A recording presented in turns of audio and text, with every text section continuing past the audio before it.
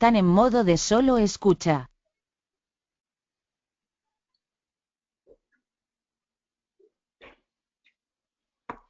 Perfecto, muy buenos días. Manuel Santiago Barrera es mi nombre. La idea es que el día de hoy vamos a evacuar el tema del contrato de licenciamiento de software, algunos elementos esenciales, naturales y accidentales del mismo. Me parece importante si nos pueden retroalimentar si el sonido es adecuado, si les parece cómodo la pantalla como queda presentada con la visualización mía o prefieren que quitemos la imagen.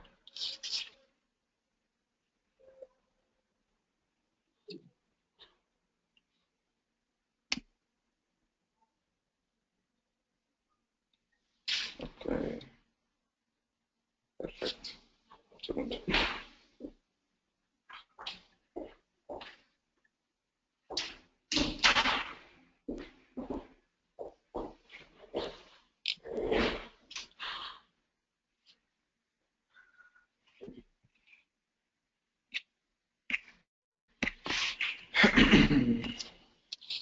Listo. Entonces, ¿cómo iniciamos? Iniciamos con mencionar que el derecho tecnológico, que es un concepto que está muy de moda en este momento, me gustaría que el audio tuviera más volumen, voy a tratar de acercarme más al micro. Muy bien. A pesar de que el concepto de derecho tecnológico está tan en boga en este momento, hay que ser supremamente claros que no es que exista un concepto particular exclusivo para nuestra industria. Lo que existe es un derecho transversal que toma del derecho civil algunos elementos, del derecho comercial lo propio, del derecho tributario por supuesto lo propio, y permea temas tales como el derecho penal con el tema de delitos informáticos y demás. Entonces lo que ha venido desarrollándose es un derecho alrededor de la industria en los cuales nosotros como enfoque legal nos hemos especializado en este tipo de empresas. Así las cosas, siempre siendo supremamente claros, es que no es que exista un derecho en particular, es simplemente una conglomeración de derechos que tienen que ver con nuestra industria. Para una estructura clara y temática de lo que vamos a revisar el día de hoy, vamos a revisar una fase precontractual, una fase contractual y una fase postcontractual. ¿Qué tiene de importante estas fases? Ya lo vamos a verificar. La fase precontractual, vamos a mirar el tema de estructuración del producto y sus funcionalidades, algunos derechos esenciales que tienen que ver con la industria, algunos deberes esenciales que nosotros como industria tenemos, los caracteres de las normas del Estatuto del Consumidor. ¿Qué quiere decir eso? ¿Nos vincula, no nos vincula? ¿Qué es el tema de calidad, idoneidad y seguridad de los productos y de los servicios que nosotros ofrecemos? ¿Cuáles son las condiciones para que exista un contrato de adhesión? ¿Qué son el tema de cláusulas abusivas? Ventas que utilizan métodos no tradicionales o a distancia, protección de datos y, por supuesto, protección al consumidor.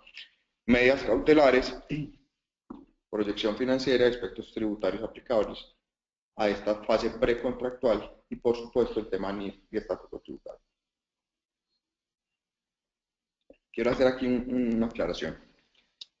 Esta presentación está diseñada para 2 horas de presente probablemente ejecutivo para evacuarlo en los 60 minutos que tenemos a disposición. Entonces, insisto, vamos a ver fase 1, vamos a arrancar. Aquí esto que voy a hablar es nada jurídico, es simplemente un modelo Canvas. ¿Qué es un modelo Canvas? Para muchos de ustedes esto es lo que hacen todos los días. Es un modelo por medio del cual estructuran las posibilidades y las viabilidades de un producto, módulo. Asimismo, el tema del producto mínimo viable, que es un concepto de emprendimiento que ha venido tomando bastante boga. Entonces, lo que yo propongo es que lo jurídico y lo tributario, por supuesto, se ve afectado desde el modelado propio del negocio de la solución tecnológica que ustedes están proponiendo. Así las cosas, lo que necesitamos es que ustedes estén claros desde el modelado mismo, donde pongan quiénes son los clientes, cuáles son las propuestas de valor, cuáles son los canales de distribución. Aquí toma mucha importancia, por ejemplo, el tema de software as a service. ¿Por qué? Porque el canal de distribución mío va a ser web, ok, entonces voy a tener una mensualidad, voy a tener una suscripción mensual. Entonces, desde el modelo de negocio me permea el concepto jurídico del contrato, porque no es lo mismo yo licenciar de manera perpetua un software que debe ser instalado en los servidores de nuestros clientes, que tienen un proceso de implementación, que tienen un proceso de soporte, a tener un contrato de software as a service, donde mi canal de distribución es la web, ¿sí? Donde yo simplemente me asigno un usuario y una clave y unos mecanismos de seguridad para la protección de la información que yo suba al aplicativo, que lo debo pensar desde esta etapa precontractual. ¿Por qué? Porque también afecta el tema de la fuente de ingresos. Porque entonces, si yo determino un valor eficiente de esa etapa precontractual, podré llegar a un valor que sea atractivo en el mercado, que tenga previsto temas tales como la infraestructura necesaria, ¿sí? Cuánto me va a valer los software que requiero para que camine bien mi aplicativo, el soporte de los mismos, el alojamiento.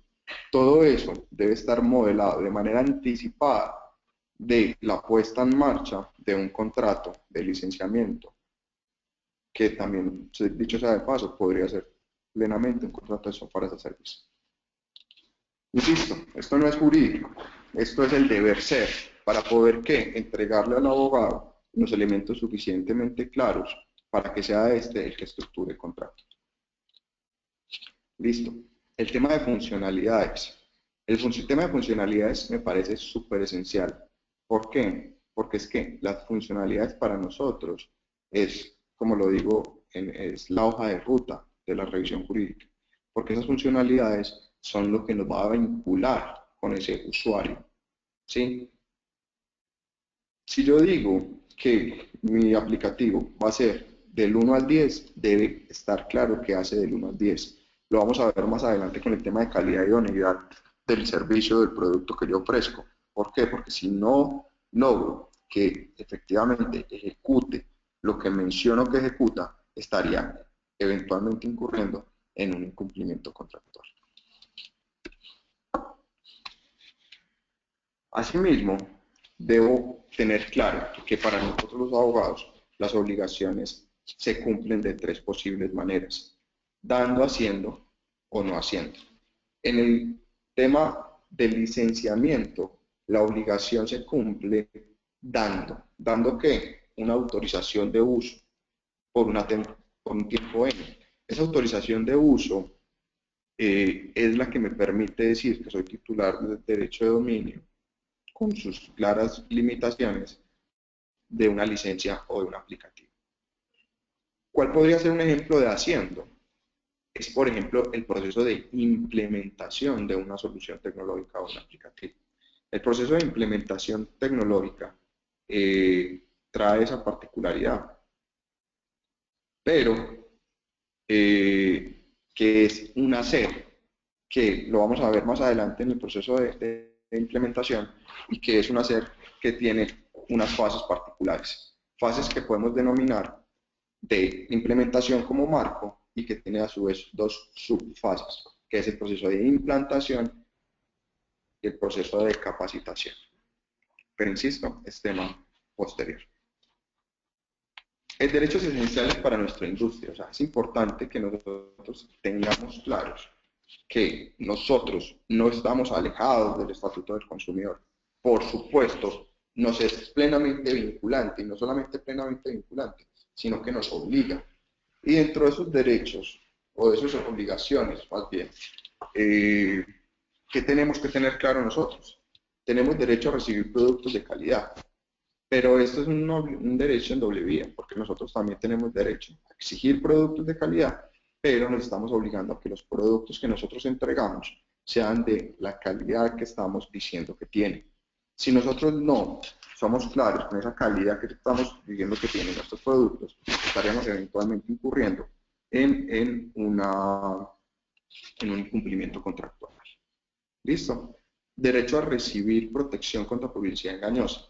Entonces, cuando yo me obligo a decir que mi aplicativo tiene estas o aquellas funcionalidades, debo ser supremamente clara o claro desde los términos en que efectivamente así sea. No me puedo permitir decir, o por lo menos que quede en el sentir del consumidor, que lo que estoy entregando excede algunas de mis expectativas o mis funcionalidades. Siempre tenemos que darle el derecho a la reclamación a nuestros usuarios. ¿Qué es el derecho a la reclamación? Es la posibilidad que ellos tienen de venir y exigirnos a nosotros que tengamos unos productos de calidad y la idoneidad a la cual estamos ofreciendo. Por supuesto, derecho a recibir información.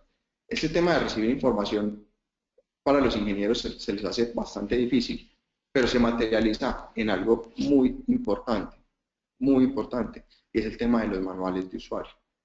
Los manuales de usuario pueden estar embebidos en la solución o pueden estar por fuera de la solución, pero que desde el punto de vista del estatuto del consumidor se vuelve esencial que nosotros construyamos, y mire que insisto, estoy en la fase precontractual, desde esa fase precontractual una información suficiente y veraz para que nuestros usuarios puedan tener una información completa, veraz, transparente, oportuna, como lo menciona expresamente el Estatuto del Consumidor.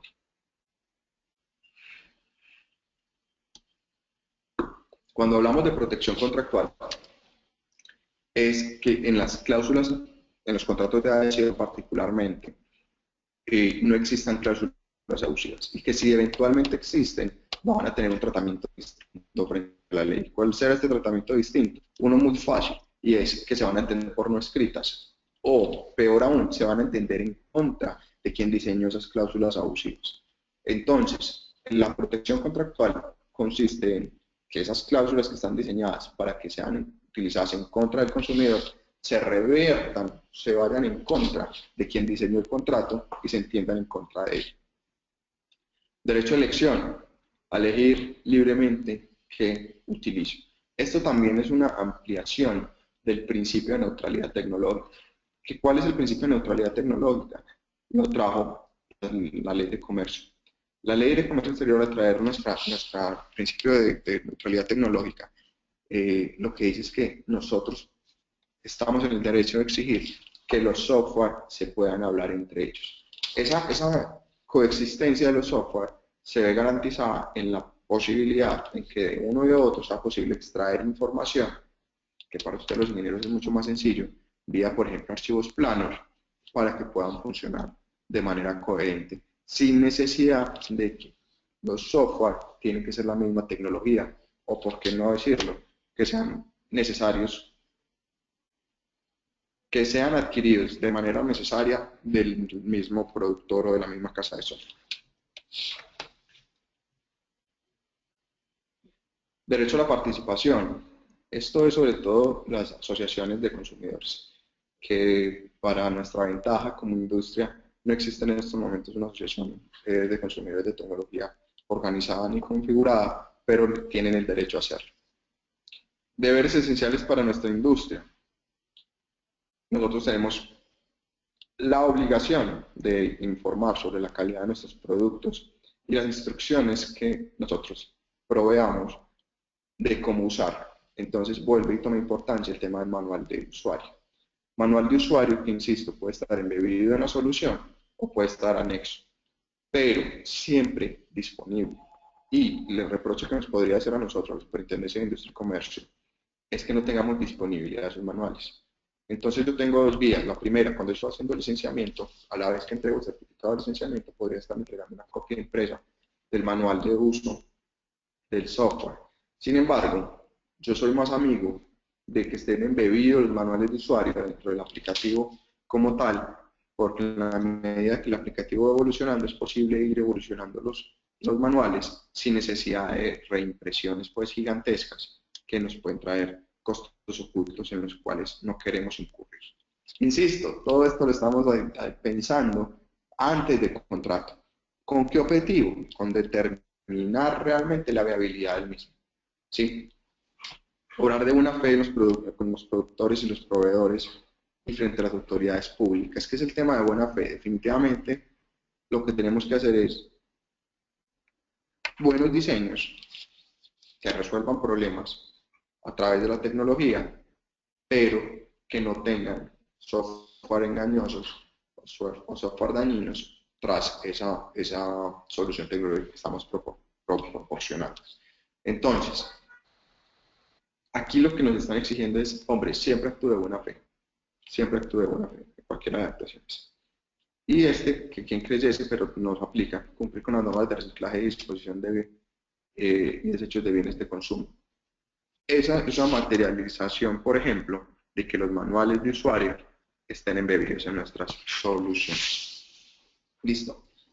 El Estatuto del Consumidor, como les mencionaba, es una norma, primero, es una ley estatutaria, que quiere decir que es del orden público y de obligatorio cumplimiento, y como consecuencia, las definiciones y lo que allí se trata nos vincula, queramos o no queramos. ¿Esto qué quiere decir? Que siempre nos obliga, y que lo que vaya en contra del Estatuto del Consumidor definitivamente se entenderá por no escrito. Algunas definiciones: calidad, cláusula de prórroga automática, consumidor y usuario, contratos de adhesión.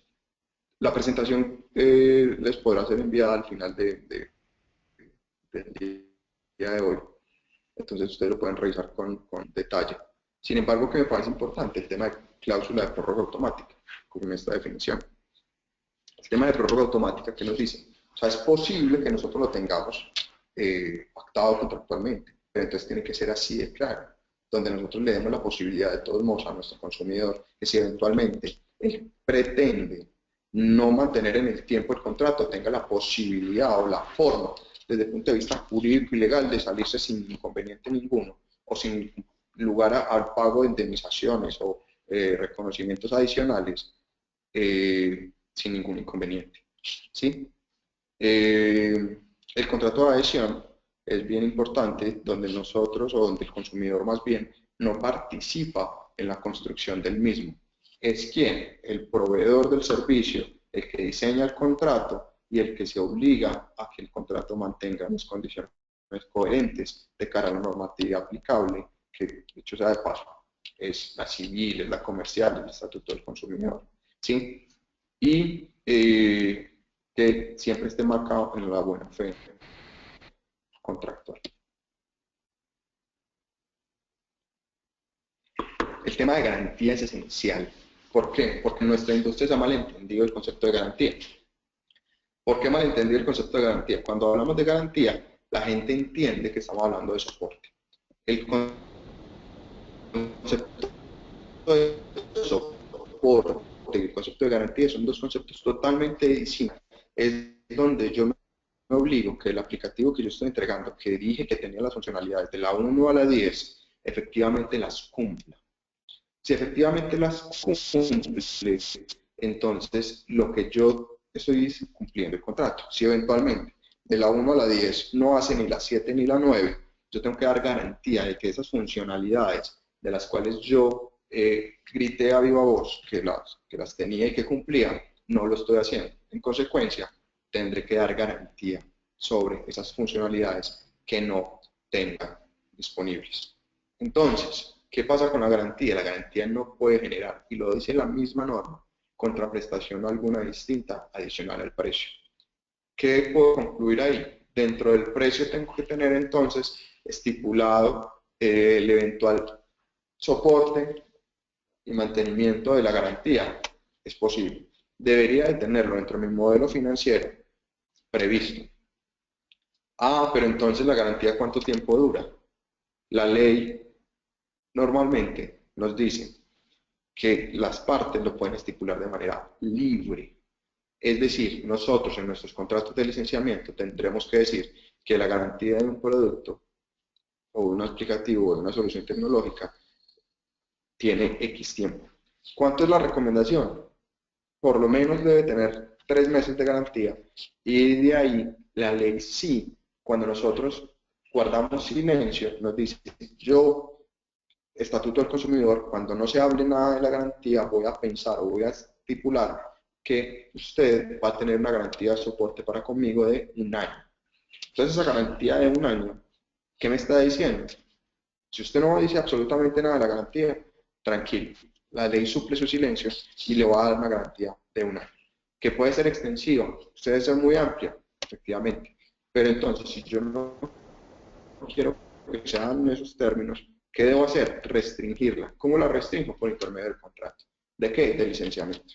Entonces en el contrato de licenciamiento yo puedo pactar una garantía de por lo menos 3 meses. ¿Por qué no menos? Porque no es un tiempo prudencial donde entonces ya la persona no podrá tener entera satisfacción y uso de los aplicativos que le estoy poniendo.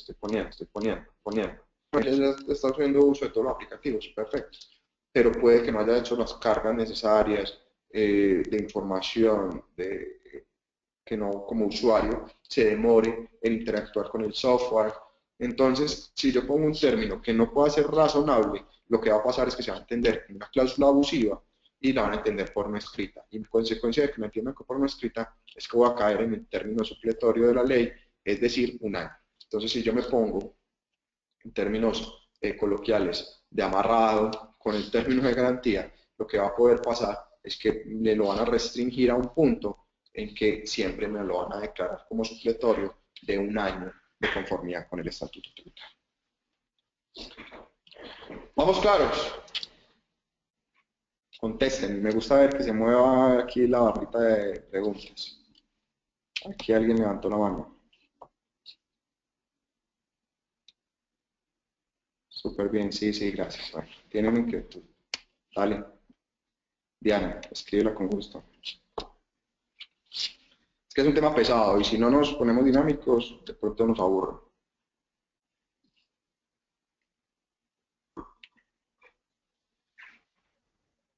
Diana, ¿si nos vamos a preguntar? Tenemos, cuando salga la pregunta la revisamos. Idoneidad y eficiencia. Aquí ya tengo Diana. ¿Esta garantía se soporta en una póliza garantía o se deja estipulada solamente en el contrato en forma general? Debe dejarse en el contrato. No, el tema de la garantía del software normalmente nos lo exigen es cuando es contratados con el Estado es el que va a adquirir el aplicativo o la solución tecnológica que nosotros estamos proponiendo. Entonces, la garantía es el concepto como tal de soporte de la obligación a la que yo me estoy obligando. Suena redundante, pero efectivamente así es. Ustedes recuerdan que más adelante les decía que el contrato es ley para las partes y que las funcionalidades desde que la estructuración precontractual deben ser tan claras que yo esté claro que eso es lo que yo tengo que obligarme a cumplir. Entonces aquí lo que me están diciendo es que usted se obligó a entregar una conferencia donde le iba a explicar a los asociados de FEDESOFT los elementos esenciales del contrato de licenciamiento. Okay. ¿Me garantiza el tema? Listo, yo lo garantizo. ¿Cómo lo garantizo? Entonces tiene que tener claridad, idoneidad en la persona en que va a dictar la capacitación. Y asimismo, la calidad de la capacitación. Entonces, ¿dónde tiene que quedar eso? Contractualmente hablando. Entonces, ¿es necesario póliza? No es necesario póliza. ¿Es necesario que sea un capítulo o una cláusula dentro del contrato de licenciamiento? Sí, es esencial que esté dentro de un capítulo del contrato de licenciamiento. Diana, y como decía, puedes estipularla dependiendo de la claridad o del tamaño, mejor, de tu aplicativo, entre 3 meses y 1 año. 3 meses y 1 año. Ah, es que puedo negociarlo cliente a cliente. Puede pasar, puede pasar. Cliente a cliente puedes tú exigirte la necesidad de ir cambiando de garantía.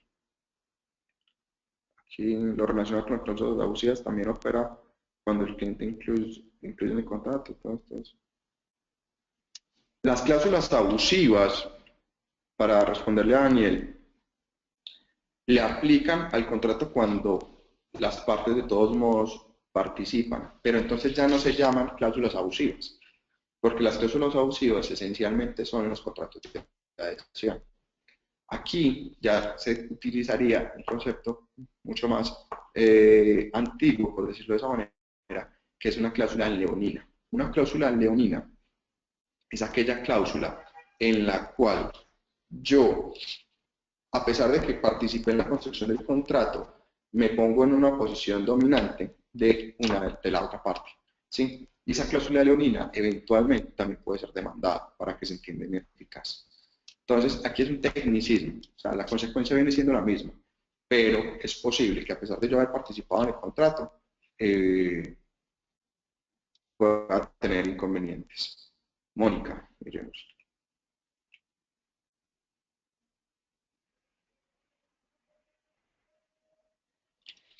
Ella nos pregunta que cuál es la diferencia entre la garantía y el soporte. Es una excelente pregunta, Mónica. La diferencia entre garantía es que efectivamente yo en la garantía digo, esto hace A, B y C, que A, B y C lo haga y funcionen adecuadamente. Soporte normalmente, ¿qué es? Es cuando yo cambio de usuario. Cuando el usuario, a pesar de haber recibido la capacitación, no entiende o no se familiarizó al punto que pueda utilizar bien el aplicativo. Entonces yo lo que le doy es una mesa de ayuda para que pueda utilizar el aplicativo en debida forma. Porque ya lo otro, o ya lo que eventualmente podría ser horas de garantía es cuando no está funcionando bien el aplicativo. Entonces me podrías preguntar, entonces, ¿qué pasa si ya he cumplido, por ejemplo, tengo pactado contractualmente 3 meses de garantía?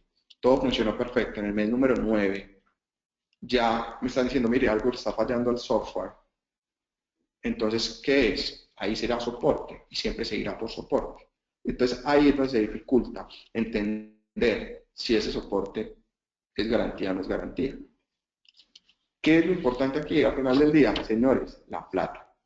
Cuando yo estoy en el término de garantía, me dicen que esa garantía no es cobrable, no lo puedo exigir desde el punto de vista monetario.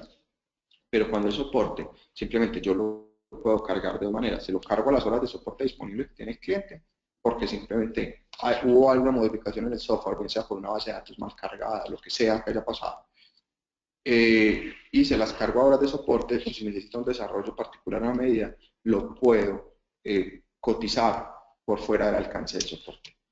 Siempre es plata. Lo que me quiere decir la ley es, mire, mientras estamos en el término de garantía, que usted me tenga que garantizar que las funcionalidades que me ofrecieron funcionen, siempre tendrá que estar dentro del precio de la licencia. ¿Listo?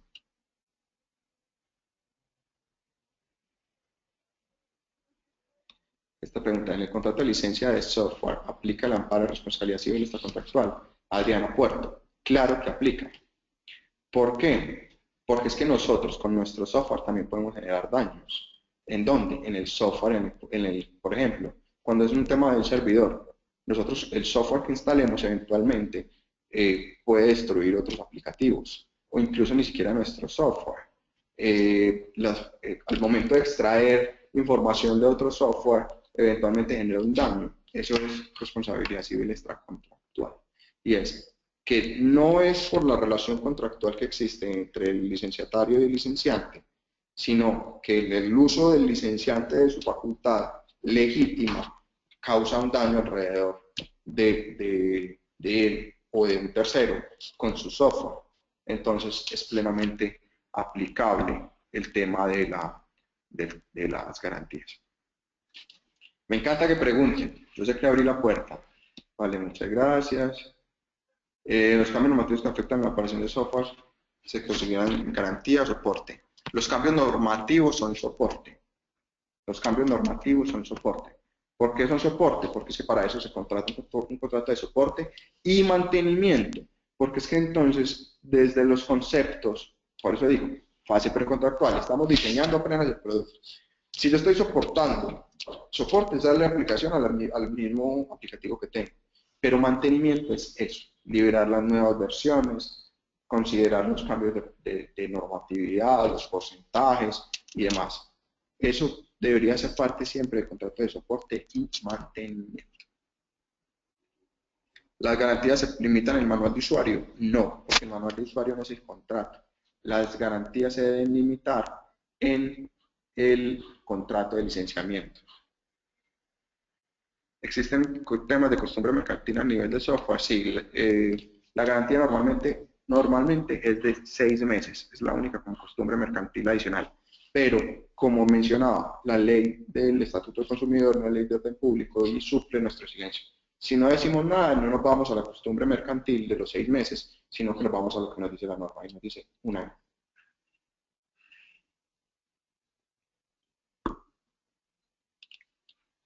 Frente al tema de garantía de calidad y buen funcionamiento, ¿es usual que soliciten este tipo de póliza? Sí, es usual.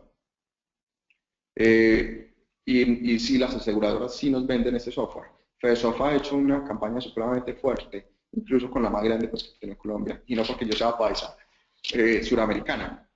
Suramericana de Seguros les vende el tema, sino por intermedio de la federación es posible que les contacten con un asesor que conoce nuestra industria y no le da tanto miedo sacar adelante este tipo de proyectos. ¿Qué tan desde debe ser la garantía cuando el software solo tiene demasiadas funcionalidades? Es posible que yo el tema de la garantía simplemente diga que tiene una garantía temporal, pero las funcionalidades las puedo hacer remisorias a un manual de usuario. Entonces no hay ningún problema. O sea, la cláusula de garantía normalmente no debe ser de 4 o 5 renglones, donde se es un tema temporal. ¿Listo? Pues avancemos. Productor. Con el tema de productor, ¿qué es la casa que fabrique software? Nosotros. Pero ojo con el proveedor y el expendedor. ¿Por qué? Porque el proveedor y el expendedor somos cuando nosotros somos distribuidores autorizados Microsoft, distribuidores autorizados Oracle, y que nos sentimos supremamente orgullosos de serlo, ¿no? Entonces dicen, no, es que yo soy caso autorizado de Microsoft, yo soy caso autorizado de Oracle y estas grandes, CA y demás. Entonces, lo que la ley me dice es que a pesar de yo ser proveedor, distribuidor, expendedor, comercializador, agencia, como la quiera llamar, yo también me obligo a dar garantía sobre la calidad y idoneidad del producto. El tema de promociones tiene que ser promociones claras, soportadas. Publicidad, la forma, el tema de publicidad engañosa nuevamente. Producto defectuoso es cuando el producto no es tanto de garantía, es que ya las funcionalidades en más de un 50% no están correctas. Entonces yo estoy ya incurriendo en un producto defectuoso. Y eso le da que al consumidor unos derechos que se ven consolidados, materializados en solicitudes de devolución del dinero e incluso compensación por daños y perjuicios. Entonces tengan mucho cuidado con el tema de eso. El tema de seguridad es supremamente importante en que nuestra información al final del día es dinero. Entonces nosotros tenemos que tener soluciones diseñadas desde la fase precontractual que cumplan con los esquemas mínimos de seguridad. Para que lo tengan súper juiciosos. Ventas que utilizan métodos no tradicionales. Aquí que tenemos que hablar, el tema de call centers, por supuesto el tema de páginas web, el tema de correo electrónico y demás. ¿Qué pasa con el tema? No me quiero pasar esto tan rápido. El tema de la utilización de métodos no tradicionales a nosotros nos aplica porque nosotros también podemos vender software por intermedio de páginas web.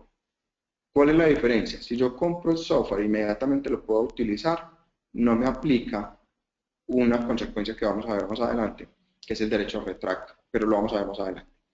Pero entonces aquí, desde la parte precontractual, yo tengo que estar claro, si una vez yo solicito el licenciamiento, debo esperar a que haya un proceso de implementación y capacitación externo o distinto al que yo puedo hacer en la misma página web, o si se hace todo por intermedio de la solución. Entonces yo tengo que diseñar el modelo de venta, de comercialización de mis soluciones, y a partir de ese diseño va a tener una consecuencia desde el punto de vista jurídico.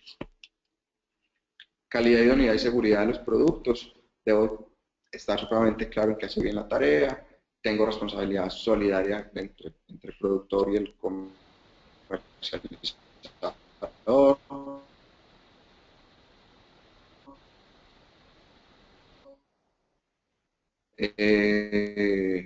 La administración tiene una responsabilidad que sean obligados o vinculantes. ¿Por qué? Por los productos defectuosos que yo saque al mercado. ¿Listo? La garantía legal, ya la evacuamos. donde dice que si yo guardo total y absoluto silencio, se entenderá por un año. Aquí estaba, aquí en el segundo párrafo, el término será de un año para productos nuevos. ¿Listo? Esta es una garantía que habla sobre todo para el tema de constructores, ya ustedes lo revisarán. Garantías mínimas de los productos, 3 meses. Y aquí el tema de inmuebles, como lo ven, de 10 años. El tema estructural y un año, tema de acabados.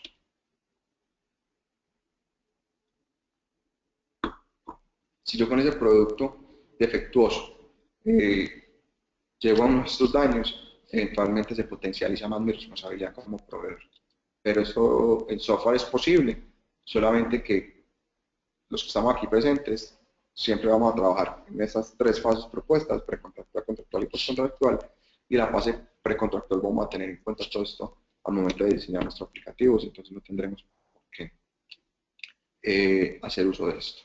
Sin embargo, sí tengo que decirles cuál es la forma en que nos saldríamos o nos exoneraríamos de esa eventual responsabilidad por daños por productos defectuosos. Y como es, a nosotros nos aplica sobre todo las primeras 4, ¿sí? Que es cosa mayor caso fortuito, cuando un daño utilizado, más bien generado por culpa exclusiva del consumidor o del usuario, por un hecho de un tercero, o sea, no somos nosotros los que destruimos el software, los que tuvimos que ver con el hecho, con la causa que generó la responsabilidad, y cuando no se haya puesto el producto en circulación. Ojo con esa 4. ¿Por qué? Porque la 4 no me está diciendo, o no me aplica más bien a los productos beta que nosotros publicamos. Que uno dice, no, es que el producto, yo le pongo beta, entonces ya con eso la gente sabe que estoy en construcción y que entonces es posible que tenga algunos errores. Sí, pero, ojo, porque entonces yo ya lo estoy poniendo en circulación, así sea en su versión beta. Entonces, pilas, aunque si yo eventualmente, porque el producto tiene tantos defectos, genera un daño, estoy siendo solidariamente responsable. Información mínima y responsabilidad. Aquí la información, insisto, tiene que ser clara, veraz, suficiente, oportuna, verificable, comprensible. Ojo, los ingenieros, como nosotros los abogados, que hablamos de manera incomprensible. No, tienen que ser textos supremamente light. O sea, claros, que una persona con conocimiento mínimo sea capaz de acceder a la información que le estamos proporcionando ahí.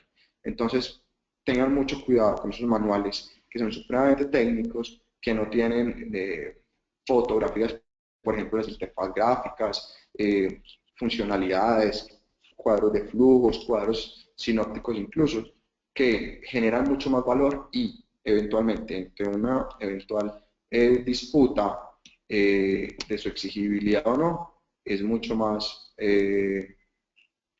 clara la defensa. Daniel Fernando nos pregunta nuevamente qué diferencia existe entre soporte y mantenimiento. Soporte, como mencioné, es cuando yo simplemente mantengo la misma aplicación, ¿sí? Pero no la actualizo, simplemente estoy dando soporte. Mantenimiento es cuando tengo que actualizarla, ¿por qué? Por conceptos de ley. Cuando tengo que actualizarla, ¿por qué? Porque le estoy adicionando nuevas funcionalidades. Mantenimiento nos cobija sobre todo el concepto de las liberaciones de las nuevas versiones. Ese es mantenimiento. Y normalmente las modificaciones de ley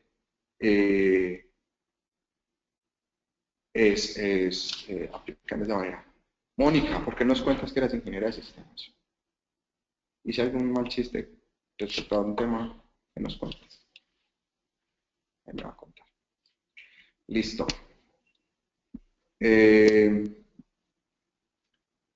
Provisión de ventas atadas. Ese tema de ventas atadas es súper importante. No, porque dice referencia a que los ingenieros, ustedes ingenieros, les dije. Mónica, sigamos. Provisión de ventas atadas. Ojo que entonces yo no puedo decir, y como sí lo hacen algunas multinacionales, que no le venden a uno la licencia, sino le compran a uno el soporte y mantenimiento. Entonces es posible que yo compre solamente el licenciamiento. Sí, es posible. Es posible que yo compre el licenciamiento sin el soporte de la solución. Es plenamente posible. Porque se supone que yo, cuando estoy dando la licencia, ella por sí sola es capaz de funcionar en debida forma. El soporte es simplemente como, insisto, es el mantenimiento de la aplicación o la mesa de ayuda para yo llamar a decir, venga, es que no sé cómo meterme a lograr tal o cual funcionalidad. Así las cosas, es posible que mi comercial siempre trate de vender el licenciamiento y el soporte, pero eventualmente alguien levante la mano y diga, venga, yo me pongo ahí porque hay una venta atada y usted no me puede obligar a exigir el producto. Si eventualmente eso les pasa, es más fácil que accedan a vender el licenciamiento de manera independiente para que no se vaya a entender que ustedes están yendo en contra de estas prohibiciones legales.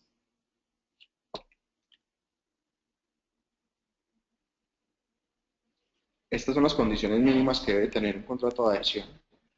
Información suficiente, anticipada, expresa, que es un contrato de adhesión, las condiciones del contrato que deben ser concretas, claras y completas, y los contratos deben ser de carácter escrito. ¿Listo? ¿Dónde está eso? En la norma. ¿Cuál norma? Estatuto del Consumidor. Y que serán ineficaces todas las cláusulas que no cumplan con estos requisitos en el contrato de adhesión. Cláusulas prohibidas. ¿Cuáles son las cláusulas prohibidas? Que permitan al contratado, en este caso, o al licenciante, o al productor, o al proveedor, modificar de manera unilateral el contrato y sus condiciones u obligaciones. Aquí hay que hacer un paréntesis. A ver, estoy en la etapa precontractual, estoy diseñando mi contrato, mi aplicativo a partir de las implicaciones jurídicas que eventualmente pueda tener. Pero aquí me dice que yo no puedo modificar unilateralmente el contrato. Eso es cierto. Pero lo que yo sí puedo hacer es diseñar un mecanismo dentro del contrato de adhesión para que yo meta nuevas obligaciones o nuevas funcionalidades, incluso del software. Yo puedo decir, mire, yo en la liberación 2.0 de la versión que usted me está comprando, le informo que tengo estas nuevas funcionalidades y como consecuencia usted tiene la posibilidad de aceptar o de negar la posibilidad de acceder a esa nueva modificación. Y no es que esté modificando las condiciones de manera unilateral, le estoy diciendo, si usted quiere, lo hace y tiene un tiempo prudencial para hacerlo. Porque también me puede decir que no me interesan esas nuevas funcionalidades, eso es perfecto, simplemente no hace el proceso de actualización. No, es que mire, mi aplicativo solamente corre bajo SAP a no sé qué versión y a partir de la nueva liberación es posible que corra bajo la última versión de SAP. Entonces, eso también lo tengo que poner en el contrato. Entonces, debería haber un otro sí, debería haber por lo menos una información que se vuelva vinculante dentro del contrato diciendo que hay una nueva forma o una nueva condición para que el software sea funcional. ¿Listo? Entonces es importante que a pesar de que están prohibidas las modificaciones unilaterales, todo lo que sea en la esencia de la operación, ustedes deben dejar constancia, soporte de que publicaron el tema. ¿Cómo así? Entonces yo tengo que estar informando. Sí, señores. Casi que por cada liberación debe haber un documento legal diseñado por un abogado donde se diga qué es lo que está modificando. Sí, señores. Paula, algunos contratos de soporte se denominan de soporte, actualización y mantenimiento. Ese es más o menos los mismos conceptos. O sea, actualizaciones son esas liberaciones que pueden estar embebidas también en el concepto de mantenimiento. Pero está perfecto que tengan esas denominaciones, no me pongo de ninguna manera. Martín Elimino, repito mi pregunta. Lo que quiero preguntar entonces es que la garantía está supeditada a la información que consta en el manual de usuario. A ver, Martín, si de pronto fue que yo te entendí mal. La garantía está limitada, sí, a la información que consta en el manual de usuario, siempre que las condiciones que están estipuladas en el manual de usuario sean las mismas que están dentro del objeto o del alcance cuando ya estoy hablando yo como abogado, donde yo pongo objeto o alcance del contrato, tengo que poner esas mismas funcionalidades que usted tiene en el manual. Entonces, aquí yo las puedo poner resumidas y en el manual, por supuesto, las amplío, pero tienen que corresponder. Entonces, si corresponden de manera adecuada las funcionalidades que están dentro del alcance del contrato y las que tienes en el manual de usuario, sí, ese es el límite para la garantía. Perfecto. Quiero decir que o sea, entiendo que me estás entendiendo súper bien el tema. Actualización y mantenimiento. Realmente, Paula, no hay modificación. Pues, entendido, un alcance distinto desde lo legal, no. Actualización y mantenimiento se podría entender lo mismo, porque es que la funcionalidad que tiene que ir adecuando a la normatividad vigente. ¿Y eso qué es? Mantenimiento. Eso es un mantenimiento. ¿Que puede ser actualización? Sí. Lo que uno podría decir es una actualización es cuando hay liberaciones de nuevas versiones y funcionalidades. Pero también podría entenderlo ante el concepto de mantenimiento. O sea, ahí viene el estilo de los abogados. Si lo quieren poner soporte y mantenimiento a secas, está perfecto. Soporte, actualización y mantenimiento también está perfecto. Mónica, ¿qué es un contrato de adhesión? Es donde yo no participo en la construcción del mismo. Ejemplo, las aplicaciones mobile. Cuando tú bajas y si tú te das cuenta, ya nos están hablando el mismo idioma que nosotros desde el diseño de estas aplicaciones. Ya nos exigen que tengamos que ver por lo menos los términos y condiciones. Esos términos y condiciones son el contrato de adhesión. Ahí es donde yo doy acepto y quedo obligado o vinculado a esos términos y condiciones. Incluso los que tienen las últimas liberaciones que le han hecho Mac. Entonces, miren que ya nos dicen, le envío los términos y condiciones al correo electrónico. ¿Por qué? Porque es que eso es una obligación legal. Obligación legal que nosotros tenemos siempre que tener o proveer la forma en que el usuario acceda a lo que se vinculó con nosotros. Entonces, ahí aplica demasiado claro el concepto. Alejandra Burgos también nos pregunta qué era un contrato, qué contamos. Martín, en cuanto a los contratos de adhesión, entender que en estos casos de software, la autorización previa de una autoridad por parte de la superintendencia, no señor.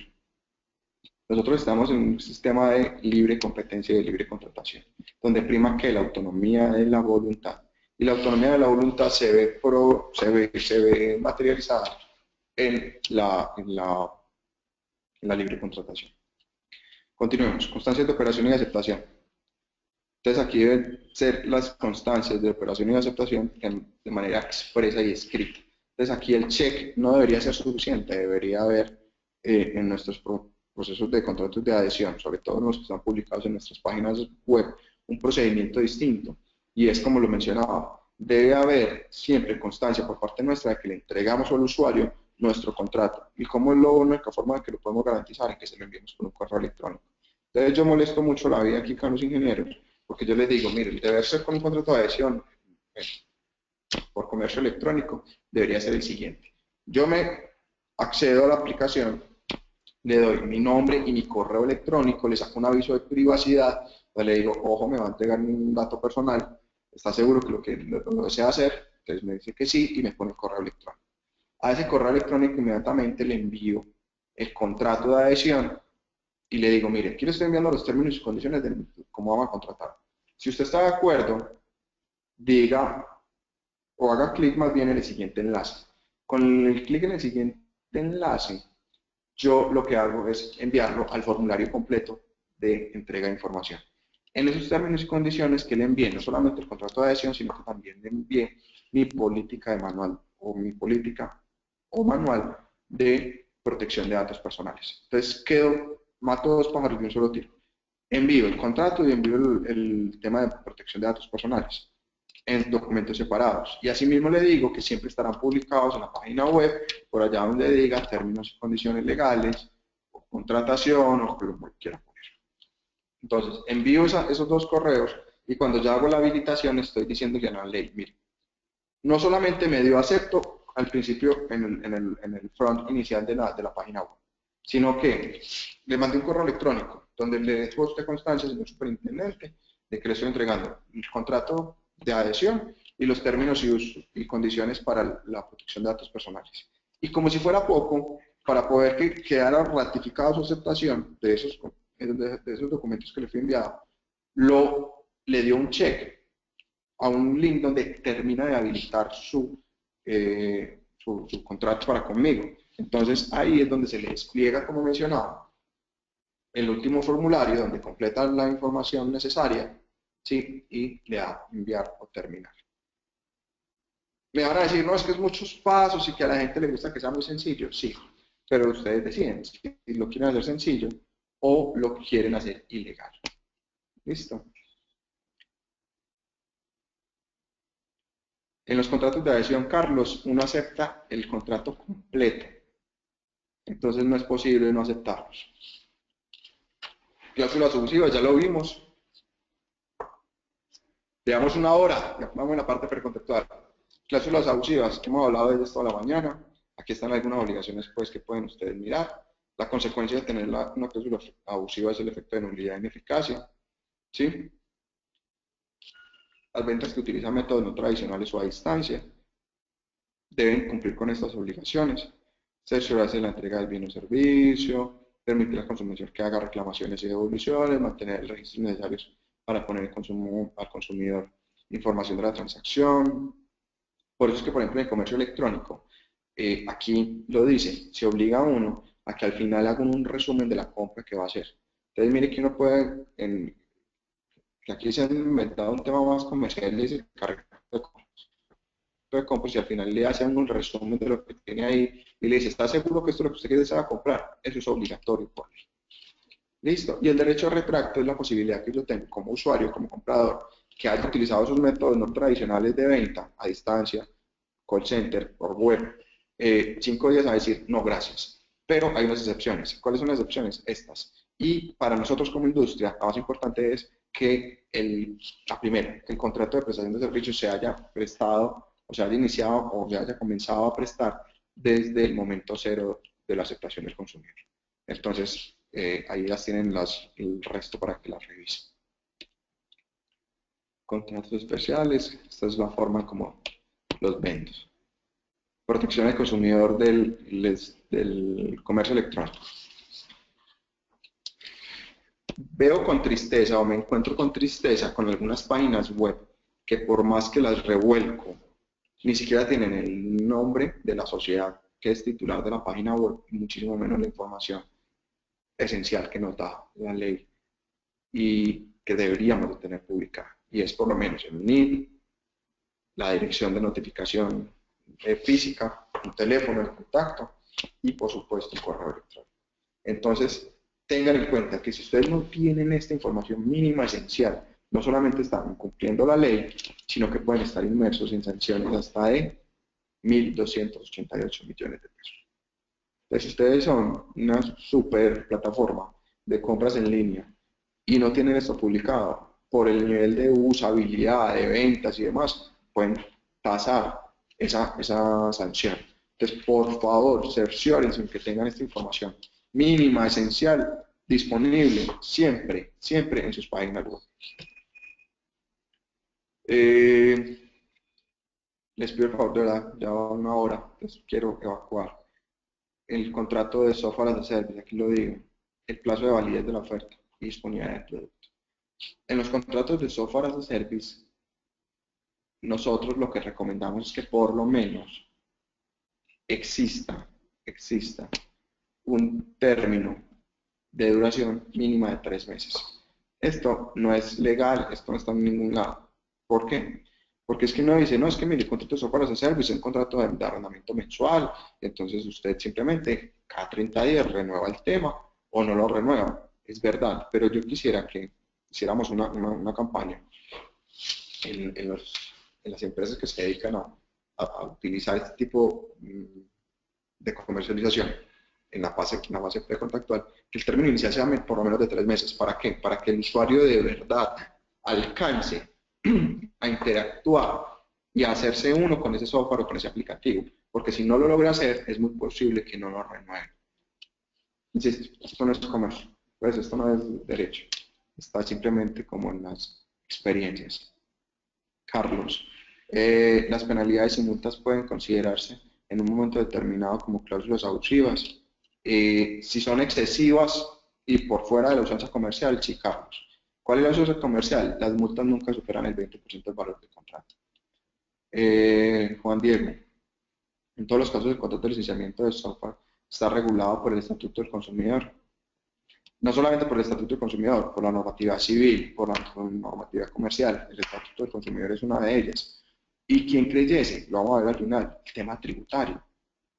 ¿Por qué? Porque, por ejemplo, en el contrato de software as a service no hay una licencia que activar, porque todo es servicio. Pero en el contrato de licenciamiento como tal, la licencia es un activo que adquiere la compañía. Entonces, el efecto tributario es muy distinto. Y un ejemplo es el IVA. Cuando yo tengo una licencia que cuesta, así número cualquiera, $100.000, adquiero esa licencia, el IVA de esos $100.000 son $16.000.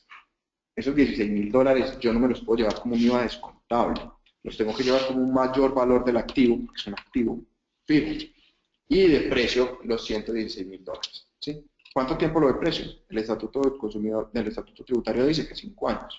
Entonces, por 5 años de precio, $116.000 por cualquiera de los métodos que tengo disponibles. Pero Juan, ¿qué pasa si es software as a service? Entonces es un servicio.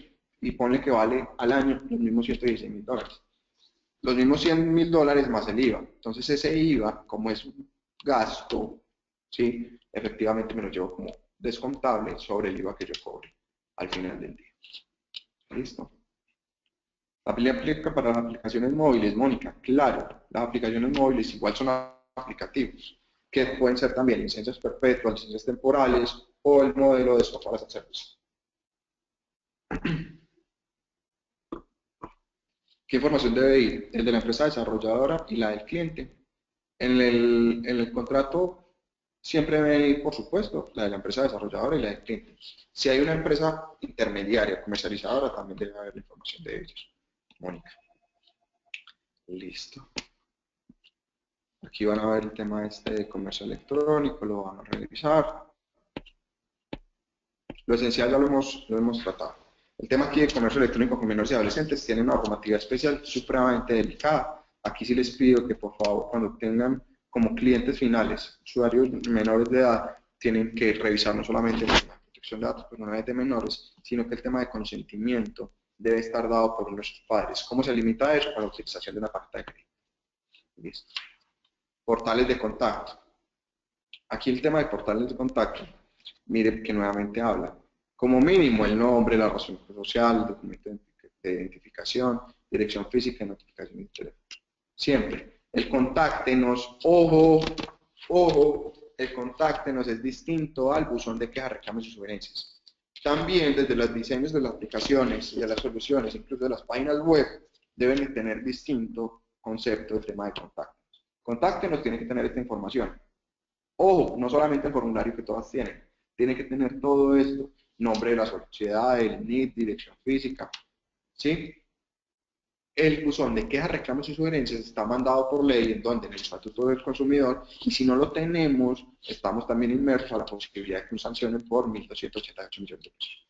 El buzón de quejas, reclamos y sugerencias no es el mismo tema de contactos, que puede tener el mismo formulario, no hay ningún problema, pero tiene que tener una pestaña distinta y una forma de llegar distinta, para que por favor lo tengan en cuenta. Medidas cautelares, entonces cuando estamos incumpliendo nos pueden cerrar el establecimiento de comercio por 30 días. Proyección financiera. Aquí no es jurídico, aquí es un abogado hablando de números. ¿Por qué? Porque yo soy especialista en impuestos. Me encantan los números. Entonces aquí lo que yo siempre veo es que lastimosamente las empresas de tecnología, a pesar de que muchos trabajan con software, por ejemplo en contabilidad, no saben cuantificar sus software. ¿Por qué? Porque es que no es solamente saber cuántas horas le invirtieron, no sé qué, y entonces ya proyectan eso y dicen la licencia mía cuesta tanto. No. Ojo, porque nos quebramos en qué? En el soporte. Como lo vemos ahorita con Mónica y con Carolina. Pues soporte, mantenimiento y actualizaciones, o en el orden que lo quieran decir. ¿Por qué? Porque muchas veces Nosotros sabemos que el software nos costó construirlo, o un número cualquiera, 10 millones de pesos. Entonces yo podría vender la licencia en una tercera, cuarta parte de eso, que quiere decir que a partir de la tercera, cuarta venta, yo ya recuperé mi inversión y que en lo sucesivo serán solamente utilidades. Pero ¿qué pasa con eso? El tema del soporte, si yo vendo, por ejemplo, mi licencia en 5 millones de pesos, no podrá exceder entre el 20 y el 30%. ¿De dónde sacamos esto? Esto es simplemente usanza comercial, que algunos me preguntaban más arriba. ¿Qué pasa con las usanzas comerciales? Esta es una materialización de ello. ¿Cómo se materializa? Definitivamente. El soporte de mantenimiento normalmente se va entre el 20 y el 30% del contrato de licenciamiento. Entonces yo coloco 100 licencias de 5 millones de pesos. Entonces yo me siento súper bollante, pero ponle que en el segundo año no vendo licencias. Tengo que vivir con qué? Con el soporte y mantenimiento. Y ese soporte y mantenimiento pone que sea el 20% del contrato inicial. Entonces ese 20% va a querer decir que mis ingresos se van a ver disminuidos hasta el 20% y que yo eventualmente, cuando estoy dando ese soporte, no haya hecho un mal cálculo del costo del soporte y que en el tiempo lo único que pase es que yo estoy perdiendo valor todos los días y posibilitando que me quiebre. Entonces, pilas con la proyección financiera. Ingenieros, es súper importante que hagan esta tarea bien para que no se descachen con el tema de la parte económica. Juan Diego tiene una súper pregunta. Reformulo. Existen contratos de licenciamiento en los cuales no se aplica el estatuto de consumidor. Es decir, en el evento en que la persona jurídica contrata un software que sea intrínsecamente relacionado con sus actividades económicas. Es posible, Juan Diego, eso lo dice el estatuto de consumidor, pero al final del día para mí son consumidores. Yo digo que lo vinculan. Y además todos los derechos, por ser una norma, como le dije, estatutaria al principio, es de obligatorio cumplimiento. Entonces, el marco romántico de la norma, los derechos y obligaciones, igualmente lo vinculan. De pronto, las partes técnicas específicas, algunas eventualmente no, pero yo no correría el tipo de riesgos. Pero sé a dónde vas, Juan. En que Juan lo que nos dice es que el estatuto de consumidor hay una parte donde dice que no será consumidor final aquel que utilice el software dentro de su actividad económica principal y que no será consumidor, simplemente podrá ser incluso un proveedor. Pero eso no nos excluye con el tema del cumplimiento de las obligaciones de calidad, idoneidad y seguridad del software, no nos excluye con el derecho de información, no nos excluye con el derecho a la garantía. Entonces yo no me metería pues a hacer aquí disquisiciones jurídicas totalmente complicadas para al final del día, Juan, tenerte que decir, los principios se aplican. ¿Cómo qué? Como principios. Daniel Luna. Nosotros manejamos un concepto de licenciamiento como alta de empresa y alta de usuarios en un sistema como software as a service. Esto es válido desde el punto de vista jurídicamente hablando. Daniel, no te entiendo el concepto de licenciamiento como alta de empresa y alta de usuarios. Dani, ahí están en la presentación al final, están todos mis datos. Te invito a que si quieres me llames para que no nos quedemos aquí revisando el tema particular del alta porque no te lo entiendo. Con todo gusto estaré pendiente de tu llamada. Mira aquí para que avancemos. Va una hora larga y vamos a ver la parte precontractual. Aspectos tributarios aplicables en la fase precontractual. Existe la posibilidad que por el artículo 158-1, yo lo que vaya a hacer es al diseño del aplicativo, diseñar esto como un proyecto, ¿sí? Y si yo tengo un proyecto de ciencia, tecnología e innovación, entonces, ¿qué es lo que va a pasar? Tengo la posibilidad de que Colciencias me lo evalúe, me lo califique y si me dice que es efectivamente un proyecto de ciencia, tecnología e innovación y pasa bien en la evaluación, tengo la posibilidad que lo que yo vaya a invertir me lo descuento no al 100% del impuesto de renta, sino al 175% del impuesto de renta. ¿Esto tiene un inconveniente? Sí, y es que cuando son proyectos de tecnología donde yo tengo que tener infraestructura, por ejemplo servidores, por ejemplo laboratorios, esos activos fijos que yo adquiero vinculados al proyecto, no los puedo depreciar. Entonces eso tiene pues uno que revisarlo desde el punto de vista financiero, qué tan eficiente es. Pero está la posibilidad de acceder a este tipo de proyectos que son supremamente beneficiosos. Existen algunas pues, limitaciones para el COMPES, pero no se preocupen, estamos hablando de 55.000, 500.000 millones de pesos por año, entonces ahí no es una bolsa suficientemente grande. ¿Qué más? Efectos tributarios. Esas son las condiciones para acceder al tema. Este sí es muy importante. A ver, otras preguntitas mientras. Dani, ya le dijimos que me va a llamar. Beatriz, pregunta si la licencia se vende al exterior. Seguramente dice el IVA va. La respuesta de Beatriz es depende. Y sé que no es la que quieres escuchar. El IVA se calcula si se vende al exterior. ¿Por qué? Depende. Porque el artículo 420 del Estatuto Tributario por allá abajo y el tema de exportación de ese proceso de tecnología claramente nos dice que siempre que el usuario final no tenga vínculo en Colombia y que ese software va a ser utilizado de manera exclusiva en Colombia, es posible no generarle el IVA. Pero entonces tengamos cuidado, porque si yo estoy claro que no tiene vínculo en Colombia, perfecto, no le genero el IVA. Pero si eventualmente es filial, sucursal de una sociedad que está en Colombia o una empresa que tiene presencia en Colombia, bien sea de manera directa o por intermedio de un comercializador, como es el ejemplo, por ejemplo, de Oracle, yo no puedo decir que es que a Oracle le va a facturar afuera sin IVA. Oracle tiene presencia en Colombia, entonces como consecuencia tengo que generarle IVA. Microsoft tiene presencia en Colombia, Google tiene presencia en Colombia, entonces a todo eso les tengo que generar con IVA.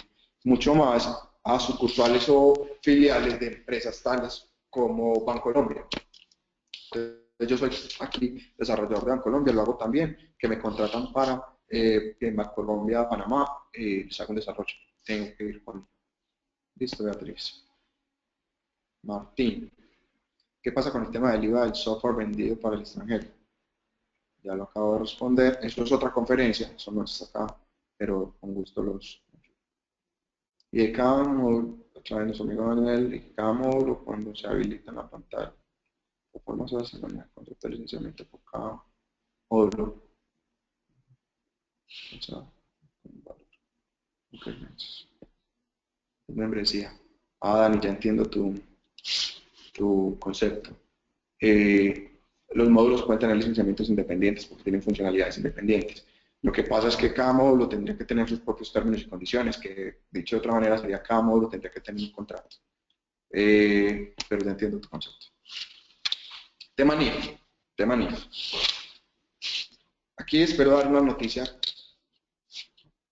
con la cual ustedes no salgan a estrangular a sus contadores. Las empresas que se pertenecen al grupo 1 en la estratificación de las NIF efectivamente pueden construir soluciones y reconocerlas dentro de los estados financieros. Es decir, yo soy una empresa con más de 200 empleados, más de 5.000 millones de pesos en capital de trabajo, activos y demás, o soy una multinacional, o mis acciones están en bolsa, y yo desarrollo un software, yo lo puedo reconocer. Pero si yo soy una empresa grupo 2, como la mayoría, como el 9.8%, no lo puedo hacer. Y toda la construcción de esos activos intangibles construidos internamente se me deben ir al gasto. Como consecuencia, yo puedo tener el mejor software del mundo y soy grupo 2, no lo puedo reconocer en ningún momento dentro de mis estados financieros. Entonces poseo problemas, porque si mi única fuente de ingresos es eso, entonces no tengo como bajo NIF reconocer el valor que tendría ese intangible. ¿Qué pasó? Teníamos hasta el 31 de diciembre de 2014 para levantar la mano y decirle, Superintendencia de Sociedades, yo cumplo con todos los requisitos para ser grupo 2, pero como soy desarrollador de software, genero intangibles construidos internamente, necesito reconocerlos. Entonces, me voy a acoger a la reglamentación de grupo 1, pero en los términos de grupo 2. Y fueron así las empresas que logramos asesorar para que hicieran esa migración y reconocer esos intangibles de manera posterior. Entonces, por favor, no estrangulen sus contadores. simplemente hay que darle un tipo o una actividad distinta a ese costo de ese gasto. En lo sucesivo, bajo NIF. Porque bajo el estatuto tributario existe otra normatividad en particular que hace parte de otra conferencia, y es que nosotros podemos reconocer un costo dentro de nuestros intangibles construidos internamente, y la ley presume que el costo de eso sería por lo menos el 30%, siempre que yo cumpla con unas condiciones. Yo cumplí con esas condiciones, me da la posibilidad de que si yo voy a vender una licencia en 10 millones, el 30% automáticamente no me sea ingreso, sino que se me sea costo. Y me ayuda con el tema del impuesto de renta al final de los periodos. Fase 2, contractual. 1 hora 18 minutos. 1 hora 18 minutos. Vamos a sacar esto en 12 minutos, a ver qué pasa. Contrato de licenciamiento, implementación, soporte, actualización y mantenimiento, contrato de software como servicio, beneficios de renta exenta en la concesión de nuevo software con alto contenido de innovación, ciencias, innovación certificados por conciencias, requisitos, beneficios y pendientes. Contrato de licenciamiento. Aquí está la definición legal de licenciante, licenciatario, las cláusulas generales. Entonces, por lo menos deben tener estas cláusulas. Insisto, les va a quedar la presentación, la pueden revisar.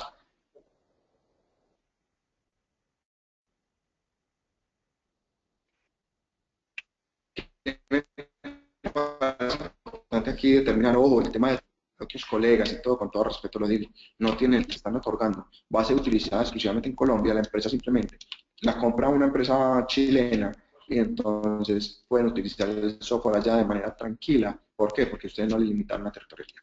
Si la empresa chilena tiene el software y lo va a utilizar allá en Chile, entonces que tenga la obligación legal de volver a adquirir ese software.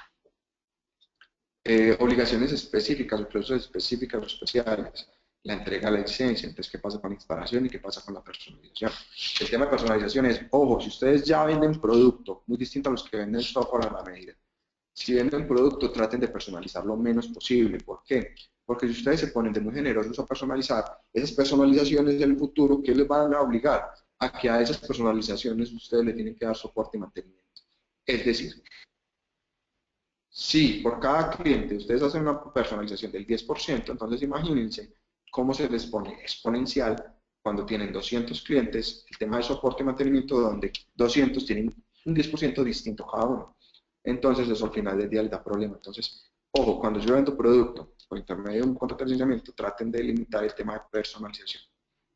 Extensiones y límites de la licencia. Aquí es utilización de paquete informático, garantía y limitación de la misma. ¿Qué es el tema de utilización de paquete informático? Ojo, yo solamente corro bajo Microsoft, o sea, bajo Windows, o yo corro bajo cualquier otro sistema operativo, o yo corro bajo SAP A6.1, o yo corro bajo tal Oracle.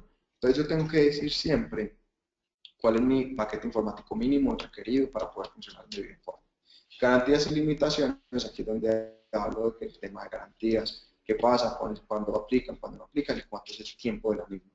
Responsabilidad de las partes, propiedad intelectual y protección del software, fuga de cerebros. Fuga de cerebros es una cláusula extremadamente importante y que aplica sobre todo en aquellos procesos que tienen implementación.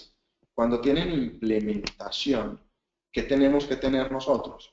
Claro que nuestro personal va al cliente.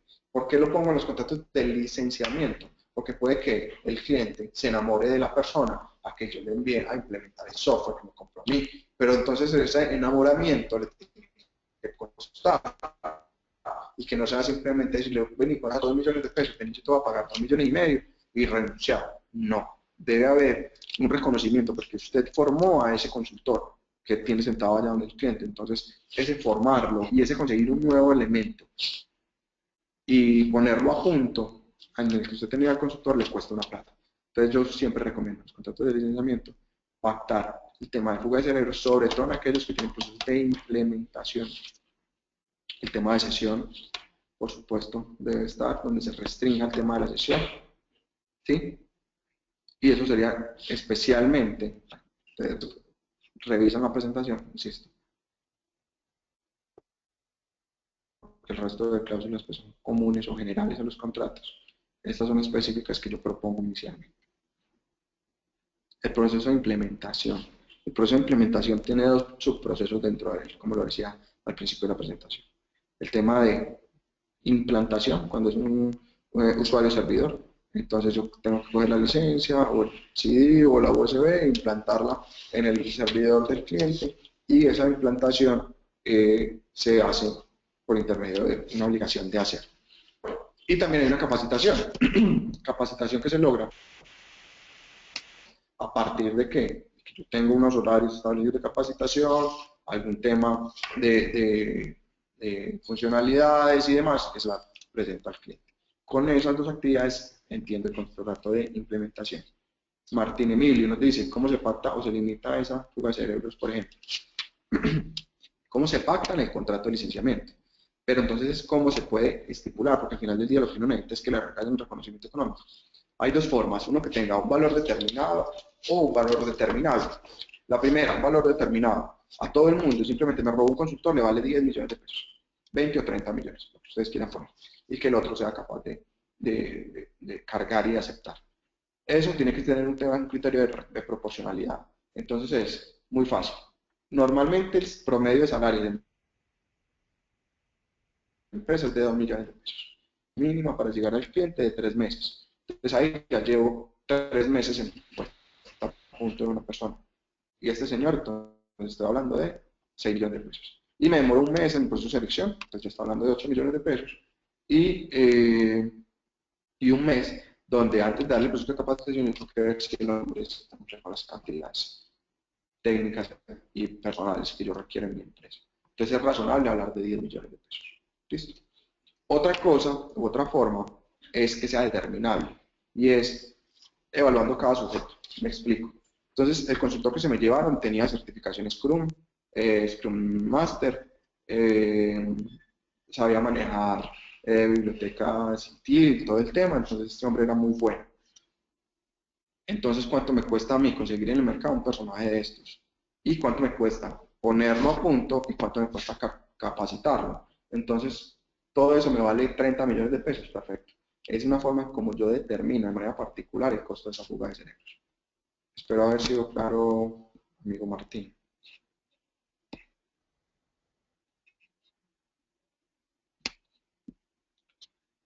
Implementación, entonces, definiciones, ya lo miramos, alcance del contrato, territorialidad nuevamente, lugar de la implantación, parametrización y los desarrollos. Cuando es parametrización y los desarrollos, la parametrización es ya puesta a punto del software que inicialmente estoy entregando, mal llamado de paquete. O sea, yo entrego con unas personalizaciones mínimas, pero los nuevos desarrollos es, yo quiero que haga tal cosa, esos son personalizaciones o nuevos desarrollos. Eso siempre lo tengo que hacer por intermedio de otro contrato, que es un contrato de software a la medida. Listo, consultorías, capacitaciones, modificaciones al software. Cuando digo modificaciones al software, es sobre todo restringirlas. Restringirlas. Duración, forma de pago y resolución. A ver que esto salió a la lata.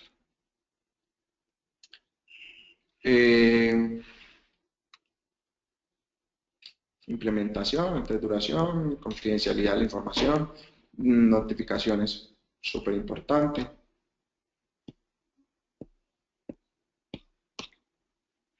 Legislación aplicable, la colombiana por supuesto, utilización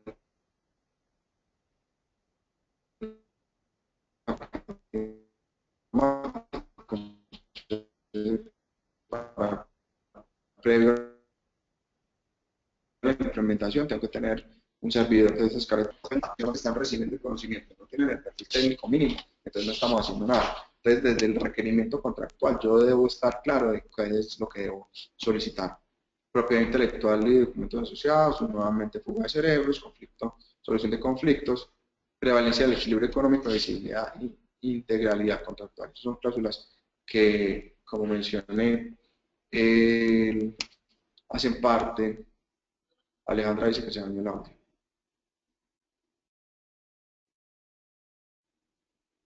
Aló, aló.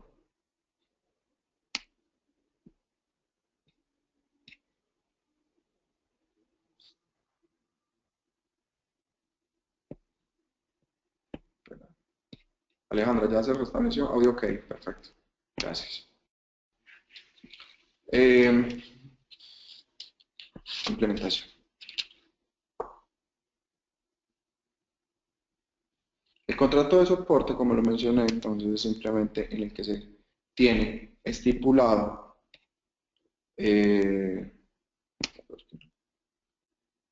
entrecortado.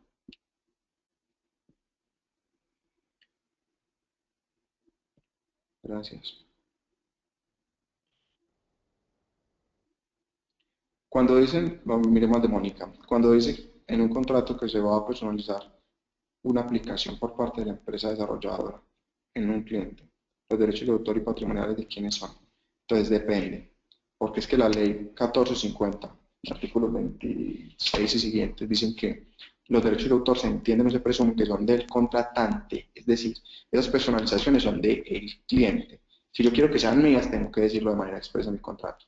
Pero esas personalizaciones son las que yo determino o recomiendo, Mónica, que en la mayoría de los casos se haga, ojalá de ser posible, bajo un nuevo contrato de desarrollo a la medida, ¿sí? Para no tener inconvenientes. ¿Por qué? Porque entonces yo estoy entregando un software de paquete, esas son las funcionalidades. Entonces, si yo le hago los desarrollos o las personalizaciones a partir de ese mismo contrato de licenciamiento, lo que me estoy obligando es a darle soporte a toda esa integralidad, no solamente al software de paquete, sino a las personalizaciones. Entonces me podría generar inconveniente.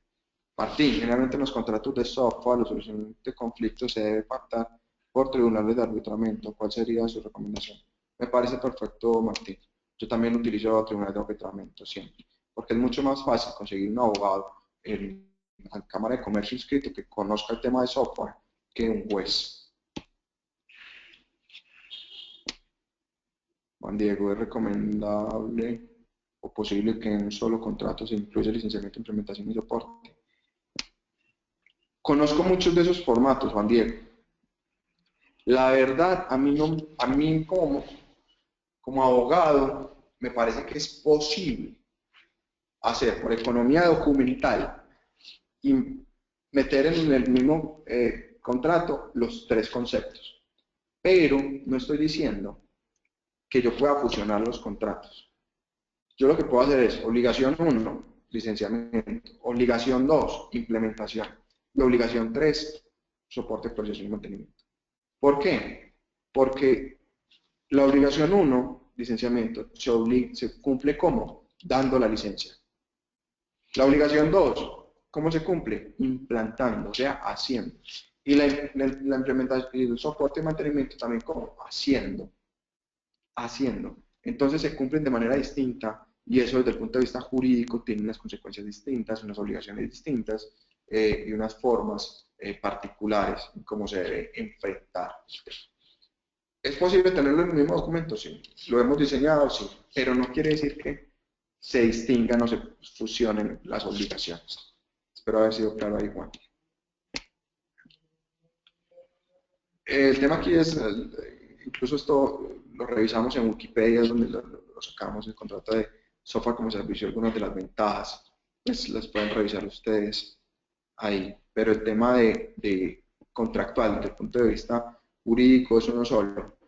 El contrato de software como servicio es un contrato de arrendamiento, ¿sí? O un contrato de prestación de servicios, en el cual deben estar embebidas en ese sí el licenciamiento, la implementación y el soporte.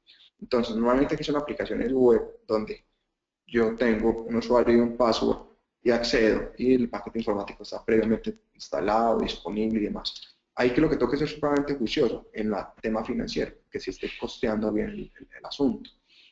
Y si tengo el tema bien costeado, no va a tener inconvenientes. Desde el punto de vista contractual, es un contrato de prestación de servicios, que como digo, recomiendo que sea un término inicial por lo menos de 3 meses, renovable cada 30 días, a partir de ahí. ¿Listo? Beneficios de renta exenta por comercialización de nuevo software con contenido de innovación. ¿Esto qué es? Artículo 107-1. Es un beneficio tributario. Cuando uno tiene un software ya desarrollado, yo puedo ir ante Colciencias y decirle, mi software tiene alto contenido de innovación, reconózcamelo y me van a exonerar del pago del impuesto de renta, no del CRE, quedaría solamente pagando CRE. Este trámite, nosotros como enfoque legal apoyamos a las empresas de desarrollo de software que ya tienen soluciones maduras a la obtención de este beneficio, que es con todo gusto el que requiera lo podemos apoyar. Beneficios: se ahorra, pues, no le aplican retención a la fuente, se ahorran 25% de los impuestos nacionales, aplica no solamente para el software, sino para los servicios conexos al mismo, que cuáles son la implementación y el soporte, y tiene unos beneficios económicos bastante interesantes. Con eso cierro la fase contractual. Hablé a las 18, dije que 12 minutos, nos tomamos 15, pero bueno, vamos terminando con la fase postcontractual. La fase postcontractual tiene estos dos conceptos que son bastante importantes. Postcontractual es: ya terminé el contrato, ya que sigue, listo. Vamos a ver aquí con Juan Diego. ¿Al contrato para hacer es un licenciamiento o es un servicio? Es un servicio, Juan. No hay licenciamiento, porque uno podría decir, ¿es un licenciamiento temporal de 30 días? Sí, es un licenciamiento temporal de 30 días, pero al final, como es un licenciamiento con una temporalidad tan corta, entonces se nos debería ser mejor servicio, porque si yo digo que es un licenciamiento con una actividad tan corta, el IVA no sería descontable. Entonces miren cómo desde el diseño del contrato yo puedo tener consecuencias desde el punto de vista tributario. Si yo digo en el contrato, es un licenciamiento temporal por 30 días, renovables cada 30 días, utilizar la palabra licenciamiento me quiere decir que la facturita que yo estoy mandando de 50, de 100 o de $200 mensuales, el IVA que genero es un IVA no descontable, se vuelve un mayor valor del activo. Entonces eso no siempre va a ser chévere para el usuario final. Entonces, para ser más transparente, siempre recomendamos que se entienda como servicio, y por eso las siglas en inglés pues son software como servicio. Juan, ¿es claro?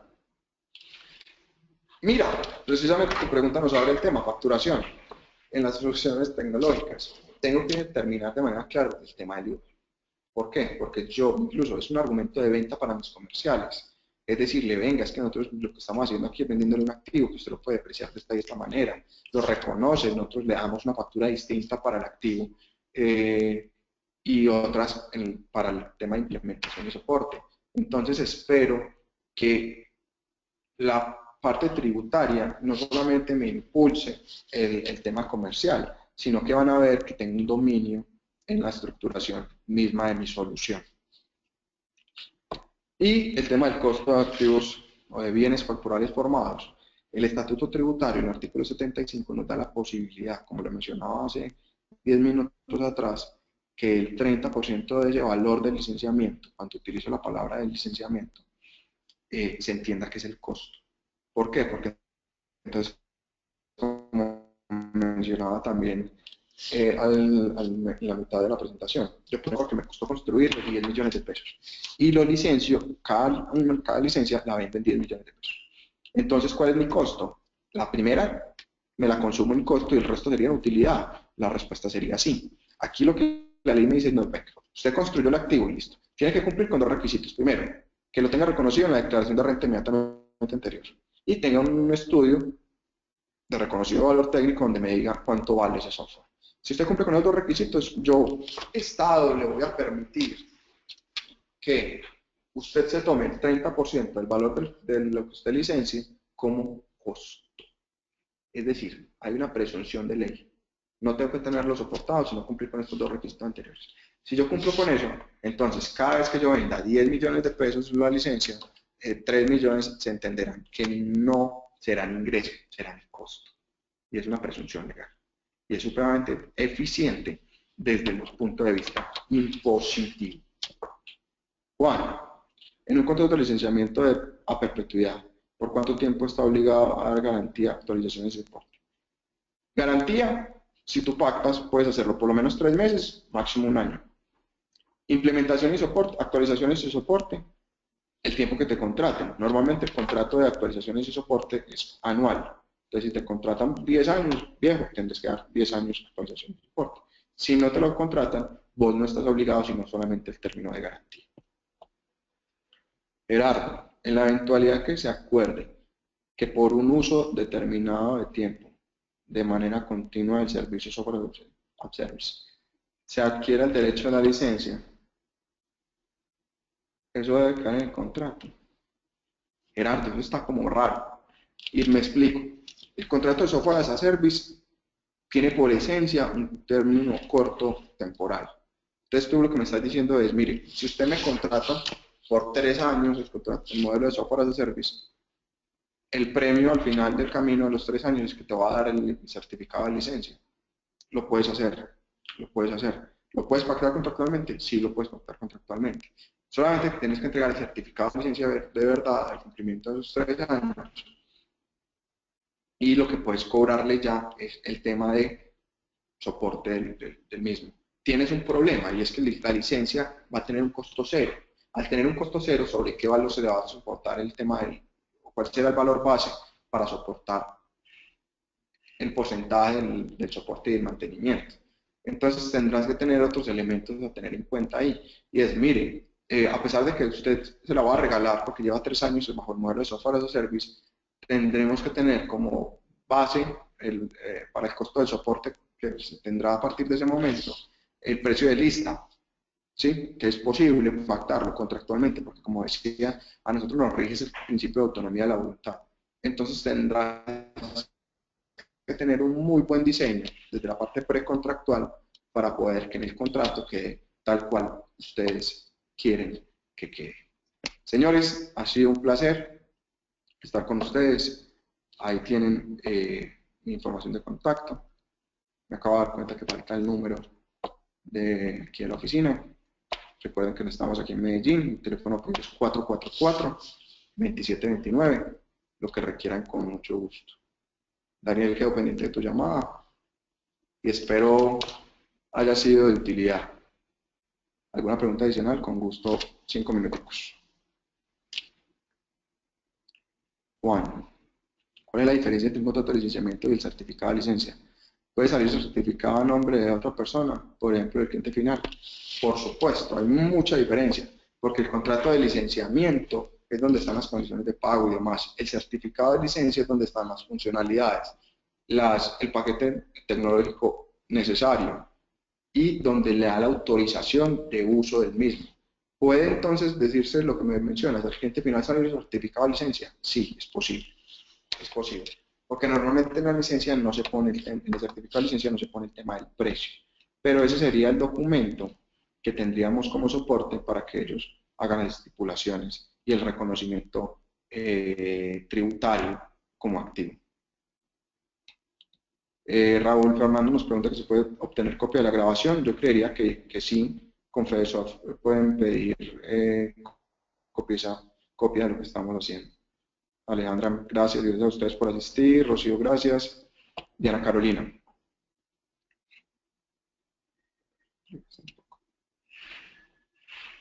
Diana Carolina.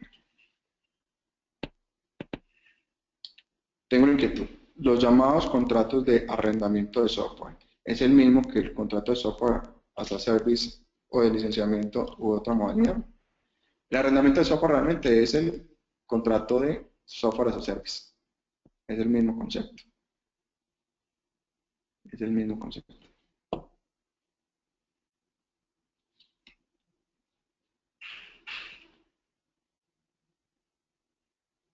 Mi correo electrónico, las iniciales de mi nombre, msb@enfoquelegal.co.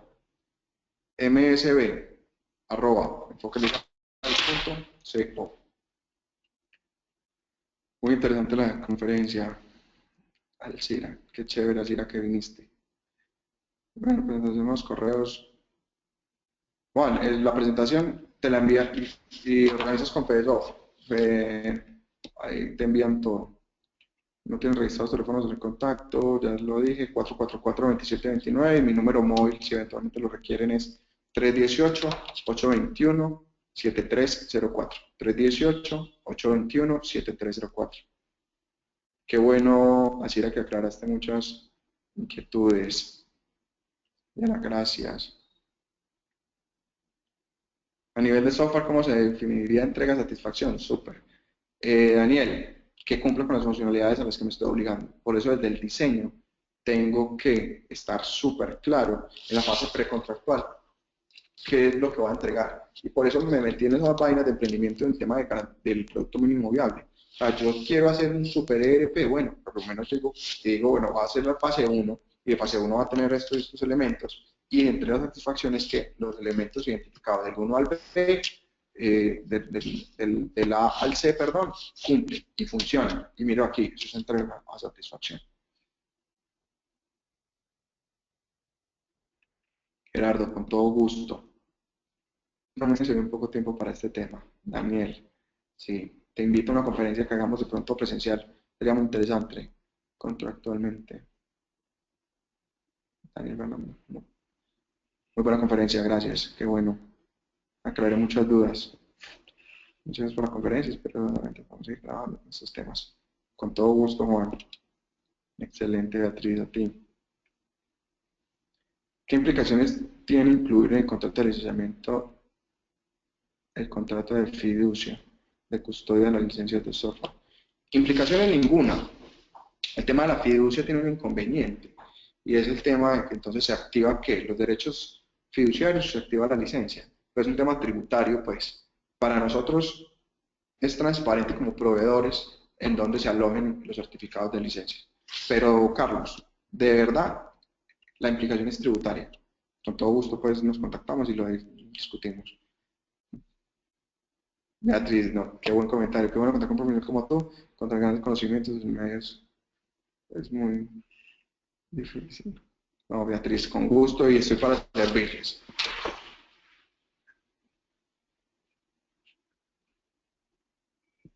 Muy bien.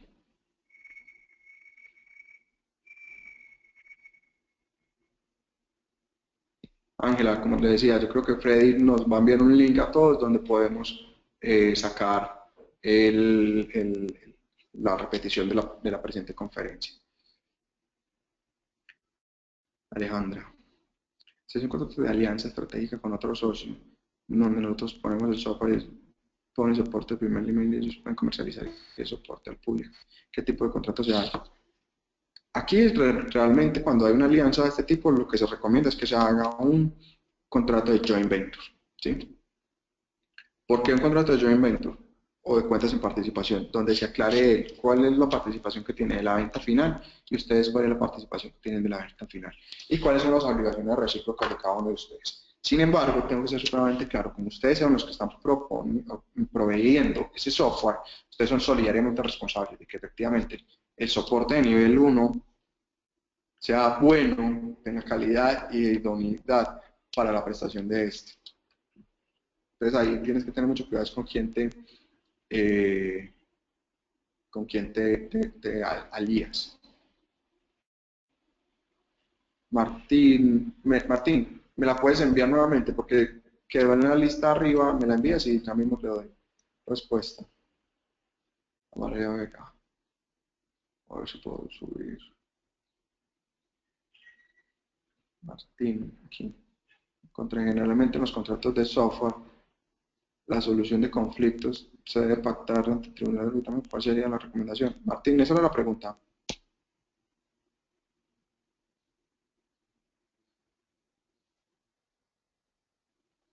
Te contesté que sí, que el tema del tribunal de arbitramiento es lo que normalmente usamos. Carlos, en un contrato de licenciamiento se deben incluir las subsidiarias del cliente o no. Gracias por tu respuesta. Carlos, depende. Depende de qué, si yo quiero estar en el cliente o no. Entonces, Grupo Nutresa. Grupo Nutresa tiene ¿cuántas filiales? Por lo menos 4. Entonces, si yo quiero estar ahí, mi costo de oportunidad para estar es que tengo que entregar la autorización para todas las empresas del grupo. Lo propio pasa con Corona y demás. Entonces, soy yo el que tomo la determinación de que si quiero que esté o no. Emilio, sí, lo que te mencioné. El tema no es que sea obligatorio tener el tribunal de arbitramiento. Es facultativo, normalmente yo también lo uso en mis contratos. Última pregunta, la de Daniel Fernando. En un contrato de garantía, el proveedor puede decidir no arreglar un error por el impacto o el costo. No, no. Lo que es claro es que tú te obligaste a unas funcionalidades y más que estamos hablando de garantías y tienes la obligación legal de entregarte el tema funcional. De lo contrario, te puedes ver abocado a que te declaren resuelto el contrato y a reconocer indemnización de perjuicios y, por supuesto, el valor del contrato. ¿Filiales son diferentes a subsidiarias? Sí, señor. Filial es la que, en el marco, esa es la última pregunta ya, muchachos. Carlos, la empresa, la matriz es la que es como la cabeza del pulpo, la matriz. La que está en el primer nivel se entiende filial. La que está inmediatamente hacia abajo, filial. Y la que está debajo de la filial se entiende subsidiaria. Es decir, como por estratos. Estrato 1 sería la matriz, estrato 2 serían las filiales y estrato 3 serían las subsidiarias. Pero sea claro, a pesar de lo gráfico. Señores, mil gracias. Un abrazo.